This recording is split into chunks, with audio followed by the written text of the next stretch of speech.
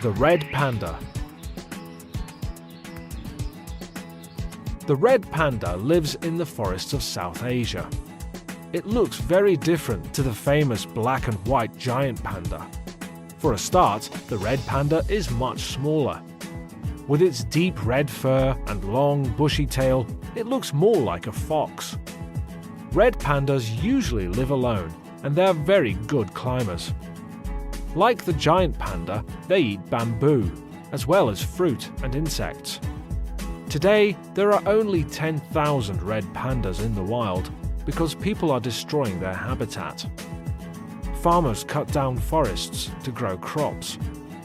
They use bamboo, the red panda's main food, for building materials and to feed livestock. Even worse, hunters kill the animal for its coat. We must do something, or the red panda will disappear forever. You can help the red panda by joining an organization that protects it. Sponsor a forest guardian who cares for them in the wild. Forest guardians work with local communities to protect this beautiful animal and its habitat. There are also wildlife organizations that let you adopt a red panda. The money you donate goes towards looking after one of these amazing animals. Time won't wait for the red panda.